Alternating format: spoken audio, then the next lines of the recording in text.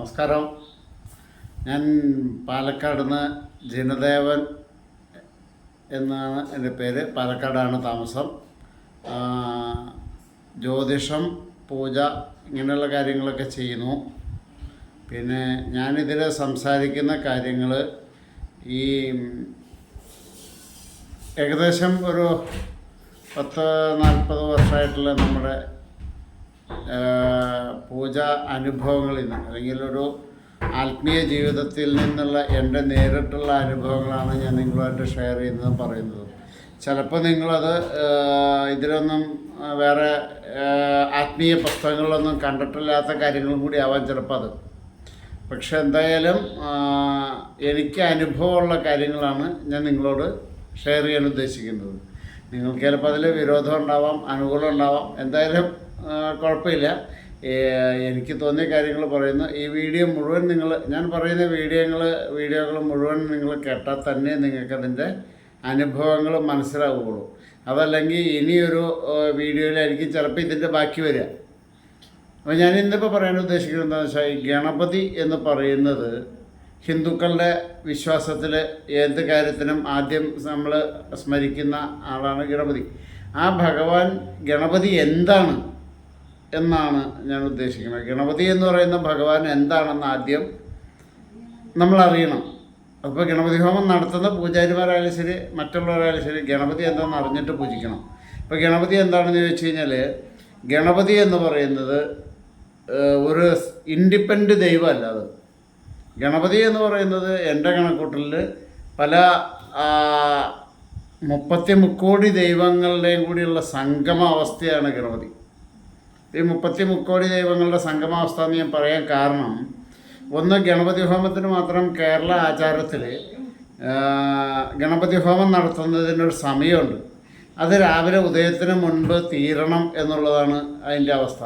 അപ്പോൾ ഉദയത്തിന് മുൻപ് തീരുക എന്ന് പറയുമ്പോൾ 6:10 ഉദയമെങ്കിൽ ഏകദേശം 5:40 ശേഷം, അതായത് അരമണിക്കൂർ മുൻപ് നമ്മൾ പെരക്കകത്തുനിന്ന് പുറത്തേക്ക് വയ്ക്കാൻ മുറ്റത്ത് നിൽക്കുന്ന ആളെ തിരിച്ചറിയാൻ പറ്റും. ഇരുട്ട് ഏകദേശം പോയിട്ടുണ്ടാവും.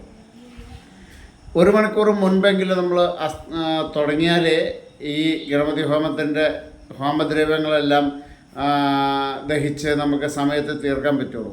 അപ്പോൾ തുടങ്ങുന്ന സമയം മിനിമം 6:10 ഉദയം ഉണ്ടെങ്കിൽ 5:10 സ്റ്റാർട്ട് ചെയ്യണം, അല്ലെങ്കിൽ 5 മണിക്ക് സ്റ്റാർട്ട് ചെയ്യണം. ഈ 5 മണിക്ക് നമ്മൾ ഗണപതി ഹോമം സ്റ്റാർട്ട് ചെയ്യുമ്പോൾ ആ സമയത്ത് ഇരുട്ടാണ്. അപ്പോൾ ഇരുട്ടത്ത് തുടങ്ങി അവസാനിക്കുമ്പോൾ വെട്ടാവുകയും ചെയ്യും. അപ്പോൾ ഈ വെട്ടത്ത് അവസാനിക്കുന്ന, ഇരുട്ടത്ത് തുടങ്ങി വെട്ടത്ത് അവസാനിക്കുന്ന ഹോമമാണ് ഗണപതി ഹോമം. സാറിന് കേരള രീതി, തമിഴ്നാട്ടിലൊക്കെ വ്യത്യസ്തത ഉണ്ടാവാം. അപ്പോൾ ഈ ഇരുട്ടത്ത് തുടങ്ങി വെട്ടത്ത് തീരുക എന്നുള്ളത് ഗണപതി ഹോമത്തിന് മാത്രമേ ഉള്ളൂ. അതിൻ്റെ കാരണം എന്താണെന്ന് വെച്ച് കഴിഞ്ഞാൽ, രാത്രി എന്ന് പറയുന്ന അധർമ്മ ദൈവങ്ങൾക്കും പകലെന്ന് പറയുന്നത് ഉത്തമ ദൈവങ്ങളുടെ പൂർണ്ണ സാന്നിധ്യമുള്ള സമയമാണ്. അവർക്ക് പവർ കൂടിയ സമയമാണ്. അപ്പോൾ രാത്രി എന്ന് പറയുന്ന ഇരുട്ടത്ത് അധർമ്മ ദൈവങ്ങളുടെ സാന്നിധ്യത്തിൽ തുടങ്ങി ഉത്തമ ദൈവങ്ങളുടെ സാന്നിധ്യത്തിൽ അവസാനിക്കുന്ന ഹോമമാണ് ഗണപതി ഹോമം. അപ്പോൾ അതായത് ഈ ഒരു ഹോമത്തിൽ 2 വർഗത്തിൻ്റെയും സംഗമം വരുന്നുണ്ട്. അപ്പോൾ ഗണപതി എന്ന് പറഞ്ഞാൽ എന്താണെന്ന് ചോദിച്ചു കഴിഞ്ഞാൽ, 2 വർഗത്തിൻ്റെ സംഗമമാണ്. ദേവവർഗത്തിൻ്റെ, മസുരവർഗത്തിൻ്റെ, അതല്ലെങ്കിൽ ഉത്തമത്തിൻ്റെ, അധർമ്മത്തിൻ്റെ, ആ 2 വർഗത്തിൻ്റെയും കൂടിയുള്ള സംഗമമാണ് ഗണപതി. അപ്പോൾ 33 ദൈവങ്ങളുടെയും കൂടെ സംയോജനമാണ് ഗണപതി എന്ന് പറയുന്നത്. ഭഗവാന്റെ ശരീരഘടനയെ തന്നെ നമുക്ക് മനസ്സിലാവും. തുമ്പിക്കൈ, ആനയുടെ തലയും മനുഷ്യൻ്റെ ഉടലും 2 വർഗത്തിൻ്റെ സംഗമമാണ്. അതേ രീതിയിൽ ഒരു കൊമ്പ് പകുതിയും ഒരു കൊമ്പ് ഫുള്ളും. കഥകൾ പലതും പറയും, അത് നമ്മളെ വിശ്വസിപ്പിക്കാൻ പറയുന്നതാണ്. ഈ ഒരു കൊമ്പ് പകുതിയും ഒരു കൊമ്പ് ഫുള്ളും ആവാൻ കാരണം പൂർണ്ണതയുടെയും അപൂർണതയുടെയും സംഘമാണ് ഗണപതി. നന്മയുടെയും തിന്മയുടെയും സംഘമാണ് ഗണപതി. അപ്പം ഗണപതിയിലില്ലാത്ത ഈ പ്രപഞ്ചത്തിൽ പിന്നെ വേറെ ഒന്നുമില്ല.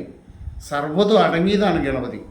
ആ 33 അടങ്ങിയതാണ്. പ്രപഞ്ചത്തിലെ പ്രകൃതിയിലെ സർവ്വശക്തികളും അടങ്ങിയിട്ടുണ്ട് ഗണപതിയിൽ. ഇനി ഗണപതിയിൽ നിന്ന് മാറ്റി നിർത്താൻ വേറെ ഒന്നുമില്ല. അതുകൊണ്ടാണ് ഗണപതി ഹോമം നടത്തുമ്പോൾ തടസ്സങ്ങൾ നമുക്ക് പോകുന്നത്. ഈ ഗണപതി ഹോമം നടത്തുമ്പോൾ തടസ്സങ്ങൾ പോകണമെന്ന് പറഞ്ഞാൽ, പ്രകൃതിയിലെ സർവ്വശക്തികളും 33 മുതൽ എന്ത് ശക്തിയുണ്ടോ അത് മുഴുവൻ സംതൃപ്തരാവുകയാണ് ഈ ഗണപതി ഹോമത്തിലെ നിവേദ്യം സ്വീകരിച്ചിട്ട്. അപ്പോൾ എല്ലാവർക്കും അതിൻ്റെ എഫക്റ്റും കിട്ടുകയാണ്. ഈ നിവേദ്യം എല്ലാ ചൈതന്യങ്ങൾക്കും കിട്ടും. അങ്ങനെ വന്നു കഴിയുമ്പോൾ പിന്നെ നമ്മളെ എതിർക്കാൻ ഒരു ശക്തി, നമ്മൾക്ക് ഇഷ്ടക്കുറവുള്ള അല്ലെങ്കിൽ നമ്മുടെ വിഷയങ്ങളിലെ തടസ്സം ഉണ്ടാക്കുന്ന ഒരു ശക്തി അതിൽ വേറെ ഇല്ലാതെ വരും. അങ്ങനെ ഇല്ലാതെ വരുമ്പോൾ പിന്നെ നമ്മുടെ തടസ്സങ്ങൾ പോകും, പിന്നെ നമ്മളെ തടസ്സപ്പെടുത്താൻ ആളില്ല. ഇവിടെയാണ് ഗണപതി ഹോമം നടത്തുമ്പോൾ തടസ്സങ്ങൾ മാറണം. അല്ലാതെ ഭഗവാൻ തുമ്പിക്കൈ കൊണ്ട് നമ്മുടെ പോണ വഴിക്കൊക്കെ മുമ്പിൽ നടന്ന് പറക്കി മാറ്റാൻ പുള്ളിയുടെ ജോലിയൊന്നുമല്ല. അപ്പോൾ സംതൃപ്തി വരുമ്പോൾ നമ്മുടെ തടസ്സങ്ങൾ മാറുകയാണ്. ഇനിയും ഇത്തരത്തിലുള്ള നിങ്ങൾ കേൾക്കാത്ത ഒരുപാട് വീഡിയോസ്, ഒരുപാട് കാര്യങ്ങൾ ഞാൻ എൻ്റെ ഓരോ വീഡിയോസിലും ഇനിയും ഞാൻ പറയും. അപ്പോൾ ഒരുപാട് സമയമായതുകൊണ്ട് ഞാൻ നിർത്തുന്നു. ഇനിയും ഒരുപാട് കാര്യങ്ങൾ നമുക്ക് പറയാനുണ്ട്. നിങ്ങളെൻ്റെ വീഡിയോ ഫോളോ ചെയ്യുക, എൻ്റെ ബെല്ലൈക്കൺ അമർത്തുക. ഇങ്ങനെയുള്ള കാര്യങ്ങളൊക്കെ ചെയ്യുകയാണെങ്കിൽ ഞാനിടുന്ന ഓരോ വീഡിയോസും നിങ്ങൾക്ക് കിട്ടും. ഇത്തരം കാര്യങ്ങളിൽ താല്പര്യമുള്ളവർ, കേൾക്കാൻ ഇഷ്ടമുള്ളവരും ഈ കാര്യം ഫോളോ ചെയ്യാൻ ഇഷ്ടമുള്ളവരും എന്നോട് ഫോളോ ചെയ്താൽ വളരെ ഉപകാരമായിരിക്കും. നന്ദി, നമസ്കാരം.